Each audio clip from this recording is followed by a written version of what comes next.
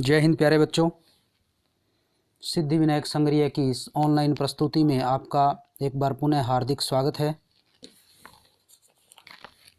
आज हम अपने पाठ्यक्रम के 6ठे अध्याय में पहुंच गए हैं। हमारा आज का अध्याय है एक छोटी सी कविता उषा, जिसके कवि हैं शमशेर बहादुर सिंह हैं। आइए शुरू करते हैं आज की डॉक्यूमेंट्री। सबसे पहले है कवि परिचय। सन 1911 में देहरादून में जन्मे शमशेर बहादुर सिंह को मात्र 8-9 वर्ष की उम्र में मां का चिरवियोग सहना पड़ा। अर्थात जब ये 8-9 साल के थे तभी इनकी माता का देहांत हो गया था। 18 वर्ष की उम्र में उनका विवाह हुआ, मगर मात्र 6 वर्ष साथ निभाकर पत्नी भी टीबी से चल बसी। जीवन के अभावों ने इनके कवित्व को दुर्बल नहीं बनाया बल्कि धारदार बनाया। बिंब कवि के रूप में विख्यात शमशेर की कविता में प्रगतिशील कवि की वैचारिकता तथा प्रयोगधर्मी कवि की शिल्प विधा का अनूठा संगम मिलता है। विद्यार्थियों, शमशेर बहादुर सिंह बिंब के कवि कहे जाते हैं। बिंब 5 प्रकार के होते हैं। बिंब से तात्पर्य है कि एक प्रकार का चित्र बनना, अर्थात कवि या लेखक जब कुछ भी लिखते हैं तो वो वर्णन इस तरह का होता है कि उस वर्णन को पढ़ करके हमारी आंखों के सामने उसकी एक तस्वीर बन जाती है, उसका एक चित्र बन जाता है, जिसे बिंब कहा गया है। साधारण शब्दों में बिंब को इसी तरह से परिभाषित कर सकते हैं। बड़े बड़े विद्वानों ने अनेक तरह से इसको परिभाषित किया है। हमारी 5 ज्ञानेंद्रियां होती हैं और उन 5 ज्ञानेंद्रियों के अनुसार ही 5 तरह के बिंब बनते हैं। तो इस तरह के बिंबात्मक कविता लिखने में शमशेर बहादुर सिंह को महारत हासिल है। कवि द्वारा रचित सौंदर्य के अनूठे चित्र पाठकों के मन को भाते हैं। रचनाएं। शमशेर की प्रमुख रचनाएं हैं कुछ कविताएं, कुछ और कविताएं, चुका भी नहीं हूँ मैं, इतने पास अपने, बात बोलेगी तथा काल तुझसे होड़ है मेरी। इन्होंने उर्दू हिंदी कोश का संपादन भी किया। सन 1993 ईस्वी में शमशेर की मृत्यु हो गई। तो ये इनका छोटा सा जीवन परिचय, रचनाओं का परिचय है। और एक 2 नंबर का प्रश्न जो हर बार पूछा जाता है, उसके लिए आपके लिए ये काफ़ी सारी सामग्री इसके अंदर उपलब्ध हो जाती है। पाठ परिचय। प्रस्तुत कविता उषा भोर के समय होने वाले सूर्योदय का अनूठा शब्द चित्र है। शब्दों के माध्यम से खींचा गया चित्र जिसे कह सकते हैं।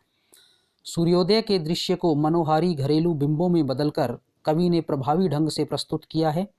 ये बिंब हमें गांव की मोहक भोर का जीवंत परिवेश का साक्षी बनाते हैं। भाषा, बिंब और लय तीनों का मणिकांचन संयोग इस कविता में मिलता है। कवि प्रातःकालीन सूर्योदय का मूक दृष्टा न बनकर भोर के जीवंत परिवेश को जीवन के चिर परिचित बिंबों में अभिव्यक्त कर आत्मा के रूप का एहसास कराता है। अर्थात जब भोर होती है तो एक सुंदर दृश्य, एक सुंदर वातावरण चारों तरफ बनता है और उस सुंदर दृश्य को देखकर कवि का मन चुप नहीं बैठता है। वो उसे केवल देखता नहीं है बल्कि उसके अपने मन में जो भाव आते हैं उन भावों को रेखांकित भी करता है और इसके लिए वो सहारा लेता है हमारे आम जीवन में काम आने वाली वस्तुओं का। वो कौन कौन सी वस्तुएं हैं और किस तरह से कविता में उसे काम में लिया गया है, देखते हैं। राख से लिपा हुआ चौका। पुराने समय में महिलाएं अपने चौके को लीप पोत कर स्वच्छ करती थी। चौका वो स्थान होता है जहां रसोई बनाई जाती है। चूल्हे के आसपास के स्थान को चौका कहा जाता है। चूल्हा और उसके आसपास का स्थान जहां महिलाएं खाना बनाती थी, उस स्थान को लीप पोत कर प्रतिदिन स्वच्छ किया जाता था। तो वैसा कवि को आकाश लगता है। बहुत काली सिल अर्थात बड़ा सा पत्थर, शिला, स्लेट जो छोटे बच्चे पढ़ने के लिए काम में लेते हैं, या लाल खड़िया चौक। खड़िया एक प्रकार की मिट्टी होती है और उससे चौक बनाया गया है। लाल रंग की जो मिट्टी है उससे चौक बना लिया गया है। तो ये सारी चीज़ें हैं, सामान्य घरेलू परिवारों में काम आने वाली चीज़ें हैं और इन्हीं का चित्रण, इन्हीं के माध्यम से भोर का चित्रण कवि ने किया है। लेकिन इनमें अनूठा सौंदर्य भी है। ये सामान्य वस्तुएं हैं लेकिन इनका सौंदर्य है वो बड़ा अनूठा है। पहला काव्यांश है, प्रातः नभ था बहुत नीला शंख जैसे, भोर का नभ राख से लीपा हुआ चौका, अभी गीला पड़ा है। कवि कहता है प्रातः काल जब हुआ, अर्थात भोर से भी कुछ समय पहले जब ऐसा आभास होने लगा कि अब भोर होने वाली है, तो उस समय का जो आकाश था वो बहुत नीले रंग का था। किस तरह का? जैसा शंख होता है नीले रंग का, वैसा नीले रंग का आकाश लग रहा था। भोर का नभ राख से लिपा हुआ चौका, कवि कहता है भोर का, सुबह प्रातःकाल का जो नभ था वो राख से लिपे हुए चौके की तरह लग रहा था। जैसे चौके को राख से लिपा हुआ है, उसका रंग है आकाश का, वह राख से लिपे हुए चौके से मिलता जुलता था, इसलिए कवि ने ऐसी संज्ञा दे दी है। अभी गीला पड़ा है, और वो इस तरह का है कि जैसे अभी भी वो गीला है। तो यहाँ कवि ने सरल, सहज और प्रवाहमयी खड़ी बोली का प्रयोग किया है। खड़ी बोली विद्यार्थियों वो भाषा है जिसको आज हम पढ़ते हैं, जिस हिंदी के रूप को आज हम पढ़ रहे हैं। हमारे अखबारों में जो हिंदी लिखी जाती है, हमारे रेडियो में, हमारे टेलीविज़न में, हमारी पुस्तकों में, पाठ्य पुस्तकों में जो हिंदी चल रही है, उसे खड़ी बोली हिंदी कहा जाता है। तो यहाँ कवि ने खड़ी बोली हिंदी का प्रयोग किया है। और शंख और लिपा हुआ चौका, ये कवि ने नए उपमानों का प्रयोग किया है। और यहाँ कवि ने उपमा अलंकार का भी प्रयोग किया है। प्रातःकालीन जो नभ है, प्रातःकालीन जो परिवेश है, वातावरण है, उसका सुंदर सुंदर चित्रण कवि ने किया है। अगला काव्यांश, बहुत काली सिल जरा से लाल केसर से, कि जैसे धुल गई हो स्लेट पर या लाल खड़िया चाक मल दी हो किसी ने। अब यहाँ कवि को आकाश बहुत काली सिल के समान लग रहा है, कि आकाश है वो एक विशाल काय काली सिल, बड़ा सा काला पत्थर है। और जब लालिमा छाने लगती है चारों तरफ, तब उस समय आकाश का रंग तो गहरा काला होता है और पूर्व दिशा में थोड़ा थोड़ा उजाला होने लगता है और वहाँ पर लालिमा छाने लगती है। तो उस समय का चित्रण कवि ने किन शब्दों में किया है, देखिए।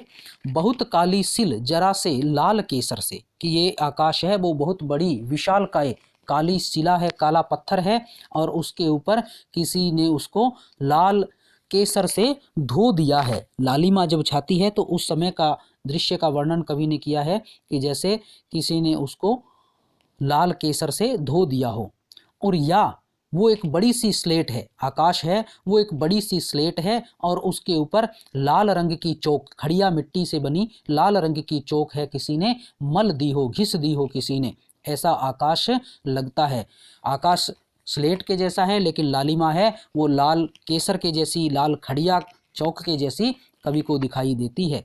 तो यहाँ भी कवि ने नए उपमानों का प्रयोग किया है, उषा का बड़ा सुंदर मनोहारी चित्रण किया है, खड़ी बोली हिंदी का प्रयोग किया है, और इसके साथ साथ यहाँ उपमा अलंकार का भी प्रयोग कवि ने, उत्प्रेक्षा अलंकार, जैसे जैसे यहाँ संभावना व्यक्त की गई है, इसलिए उत्प्रेक्षा अलंकार का प्रयोग कहा जाएगा, कि उत्प्रेक्षा अलंकार का भी सुंदर प्रयोग कवि ने किया है।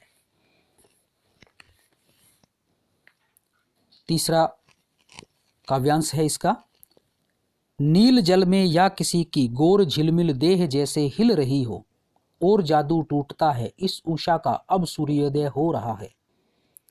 जब पूर्व दिशा में सूर्य की पहली किरण निकलती है और वो पहली किरण पानी के अंदर गिरती है, तो ऐसा लगता है कि जैसे नायिका की सुंदर देह है पानी के अंदर झिलमिला रही हो। सुबह की ठंडी हवा से पानी कुछ हिलता हुआ सा रहता है, और उसी में जब सूर्य की पहली किरण गिरती है तो वो किरण का प्रकाश इस तरह से लगता है कि नायिका की सुंदर देह है उस जल के अंदर झिलमिला रही हो। और ये ऐसा समय होता है जब सूर्य की पहली किरण निकल रही हो और उषा काल समाप्त होने लगता है। सूर्योदय से पहले का जो समय है उसे उषा काल कहा जाता है, और सूर्योदय होने के बाद सूर्योदय का समय रहता है। इसलिए कवि लिखता है कि और जादू टूटता है, और ये जो सारा प्रकृति का जादू है, जादू के जैसा जो वातावरण है, कहीं नीले शंख के जैसा आकाश दिखता है, कहीं बड़े से पत्थर के जैसा आकाश दिखता है, लाल केसर से उसे धो दिया गया है ऐसा वो प्रतीत होता है, कहीं वो एक बड़ी स्लेट लगता है। तो ये सारे एक जादू के जैसा कवि को लगता है। तो कवि कहता है और ये जादू है वो धीरे धीरे समाप्त होता है, टूट जाता है। जो एक तरह से प्रकृति का जो इंद्रजाल है वो समाप्त होता है। इस उषा का, कि उषा का जादू समाप्त हो रहा है, अब सूर्योदय हो रहा है और अब सूर्योदय होने लगता है, सूर्य का उदय होता है।